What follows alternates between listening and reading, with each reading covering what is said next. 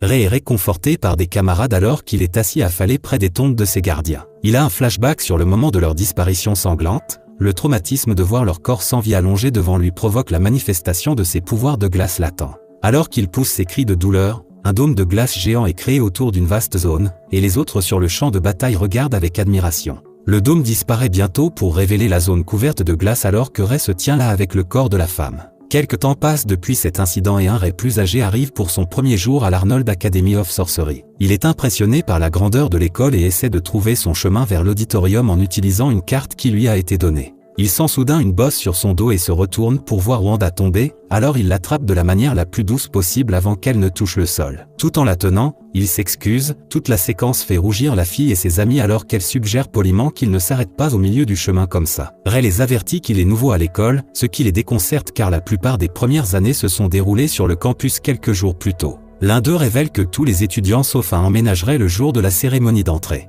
Cet étudiant ne descend ni d'aristocrate ni de sorcier mais est né dans une famille ordinaire. Ils se rendent compte que Ray et cet étudiant, le rougissement rouge de la flatterie des filles se transforme en un dégoût bleu froid lugubre. Les spectateurs expliquent que Ray est la première personne ordinaire à être inscrite à l'académie depuis sa fondation. Les filles essaient de calmer Wanda qui s'est évanouie sous le choc d'avoir touché une normie. Ray est appelé par Albert qui est soutenu par ses sbires d'arrière-plan. Le nouveau venu interprète mal l'appel comme un signal d'amitié et se présente tout en offrant sa main. Mais la réalité de la situation devient apparente quand Albert rejette le geste aimable en frappant sa main loin. La première année à l'ère d'âge moyen se met à parler avec colère du fait que l'école est réservée aux élites car elle a des origines anciennes et honorables, il n'y a donc pas de place pour les gens ordinaires comme lui. Ray ne réagit pas vraiment à la discrimination mais l'avertit plutôt qu'il veut apprendre à l'académie. Albert se précipite pour lui mais le normie esquive facilement. Alors qu'il se lance dans une autre attaque, il est arrêté par Amelia Rose, membre de l'une des 3 principales familles nobles. Albert et ses subordonnés PNJ se retirent car elle est au-dessus d'eux dans la hiérarchie sociale, mais avant qu'il ne parte, il l'avertit qu'il n'acceptera jamais un ordinaire comme lui. Pendant tout ce temps, Wanda et les autres filles sont frappées par les étoiles alors qu'elle admire Amelia. La noble d'élite vient s'assurer que Ray va bien, ironiquement, elle offre la main de l'amitié en se présentant. Ils arrivent rapidement aux bases de prénoms alors qu'elle l'informe que parce qu'il est le premier ordinaire de l'école, cela va faire beaucoup de bruit. Mais ses talents ont été reconnus par l'administration pour qu'il soit à l'école. Elle termine en offrant son aide s'il a des problèmes sur le campus. Plus tard, tous les étudiants se réunissent à l'auditorium pour la cérémonie d'entrée. La principale Abby se dirige vers la scène accompagnée d'un spectacle de feu, elle les accueille et leur prononce un court discours décrivant les valeurs de l'école. Après cela, il est révélé qu'Amelia est la représentante des étudiants entrants car elle prononce également un discours devant ses camarades. Une fois la cérémonie terminée, les élèves se dirigent vers la classe. En tant que dernier ajout, Ray se présente officiellement à ses camarades de classe alors qu'il chuchote sur son statut de banné. Alors qu'il se dirige vers son siège, Amelia l'accueille à nouveau, les autres élèves sont confus qu'un noble de si haut rang lui parle. Pendant ce temps, Salty Albert regarde livide, alors qu'il prend place, Ray regarde la ville qui déclenche un flashback sur l'endroit en ruine, mais il revient au présent lorsque son professeur lui lance la craie du tableau blanc. Il l'attrape rapidement entre ses 2 doigts par réflexe, mais le professeur le fait exploser au visage en le recouvrant de blanc alors que la classe rit. Maintenant qu'elle a son attention, l'enseignante commence à discuter des grades de sorcier. Amelia se lève et explique qu'il y a 5 grades établis par la société de sorcellerie, bronze, argent, or, platine et le grand grade sacré. L'enseignant prend le relais et enseigne que seuls 7 grands sorciers peuvent exister à la fois. Ces individus ont maîtrisé l'essence même de la sorcellerie, et chacun devrait s'efforcer d'atteindre ce niveau. L'existence même de ces sorciers légendaires est entourée de mystères mais il y a quelques détails connus du public. Le principal Abby est l'un des 7, et un blast sorcier. Carol est un ensorceleur envoûtant et un chercheur de haut niveau bien connu du public. Un autre est le sorcier à la lame de glace qui est connu comme le héros de la guerre d'Extrême-Orient, mais il a disparu après avoir mis fin à la guerre. On ne sait rien du reste des 7, pas même leur pseudonyme. Albert veut savoir ce qu'un ordinaire fait parmi eux alors que les élèves de l'école sont censés viser une telle grandeur et une telle excellence. Les autres élèves marmonnent en signe d'accord. L'enseignant le met en place en l'alertant que seuls les étudiants qui réussissent les examens et les procédures obligatoires peuvent être approuvés, de sorte que toute personne qui siège à l'école est digne, qu'elle soit noble ou ordinaire. La classe passe à la pratique de la sorcellerie, ils se tiennent en groupe face à une table spéciale. Le tuteur insiste sur l'importance de maîtriser les bases afin de les revoir avant de continuer. Amelia est invitée à expliquer l'essence de la sorcellerie. Elle informe la classe qu'elle fait référence à l'art de reconstruire le matériau prima qui est le principal élément constitutif de la matière dans leur monde. L'enseignant reprend en expliquant que la théorie des codes est au cœur de la sorcellerie.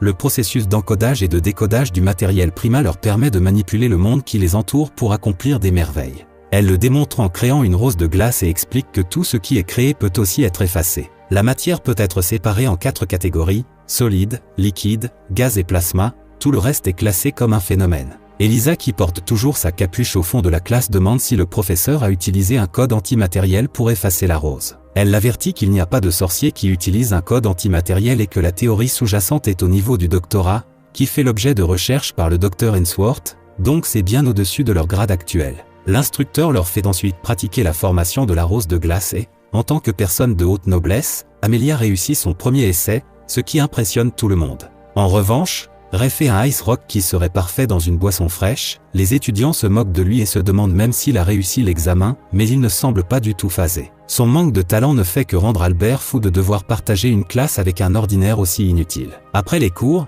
Ray traverse les couloirs de l'école en admirant l'architecture historique. Il remarque Elisa entrant dans la bibliothèque et la suit où il entame une conversation sur Ainsworth. Elle est ravie de savoir que Ray est un grand fan du travail du médecin car elle n'a jamais rencontré quelqu'un de son âge qu'il aime. Le chat commente la beauté de ses cheveux qui la pousse à remettre rapidement sa capuche, mais Ray l'arrête. Elle avoue ses insécurités au sujet de ses oreilles depuis qu'elle est une demi-elfe, et la jeune fille a toujours été victime d'intimidation à cause de cela. Ray fait tout son possible pour dire que c'est beau de lui remonter le moral, ce qu'elle apprécie. Elisa commente à quel point il semble très mature pour son âge, il reçoit un flashback de Howard disant quelque chose de similaire. Après une longue journée à faire connaissance à la bibliothèque, ils se séparent car ils ont hâte de passer plus de temps ensemble. Il se dirige finalement vers son dortoir où son colocataire Evie l'attendait. Il alerte Ray qu'il n'est pas comme les enfants nobles et ne se soucie pas s'il est ordinaire. Il marche vers lui en déclarant qu'il n'y a qu'une seule chose en laquelle il croit en lui tendant la main. Dès que Ray le secoue, Evie confirme ses soupçons, ils sont tous les deux culturistes. Sur certains comportements de niveau frère,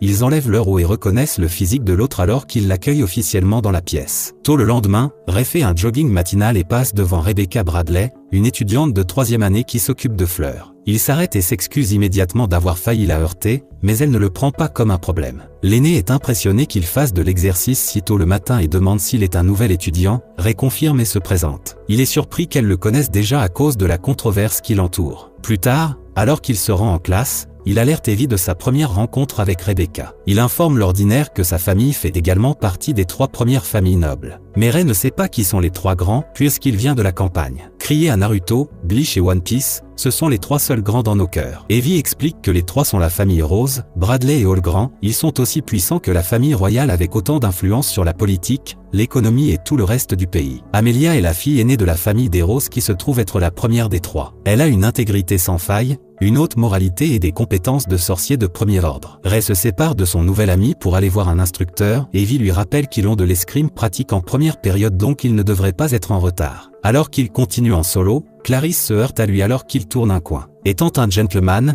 il s'excuse d'abord mais la fille commence à le réprimander pour avoir gêné. En y regardant de plus près, elle se rend compte qu'il est l'ordinaire dont tout le monde parle. Elle se présente de la manière la plus exagérée, mais Ray l'avertit qu'il ne connaît pas sa famille puisqu'il est de basse naissance, mais il espère qu'ils pourront s'entendre. Elle est un peu confuse parce que c'est une famille assez connue mais ce garçon de la ville commente qu'il est sûr qu'ils sont une belle famille en la regardant. Cela rend Clarisse heureuse, alors elle lui accorde une autorisation spéciale pour qu'il soit sur la base d'un prénom. Il lui rappelle qu'elle était pressée ce qui la pousse à s'enfuir, Ray se dirige vers la destination qui se trouve être le bureau du directeur. Elle l'accueille, mais il est formel avec sa réponse. Le principal lui ordonne d'arrêter de la renvoyer à son rang militaire car ils ont tous deux pris leur retraite de l'armée du royaume. Elle veut qu'il l'appelle Abby, ce à quoi il se conforme, mais le directeur trouve sa rigidité amusante. Elle regarde la photo d'elle et d'un jeune Ray dans une photo de groupe avec leurs anciens camarades alors qu'ils se remémorent. Après leur rencontre, Ray se dirige vers son cours d'escrime et l'instituteur le met en couple pour s'entraîner avec Albert. Le reste de la classe regarde alors qu'il appellerait le sorcier flétri comme une insulte. Evie explique à Amelia que c'est un surnom que d'autres lui ont fait.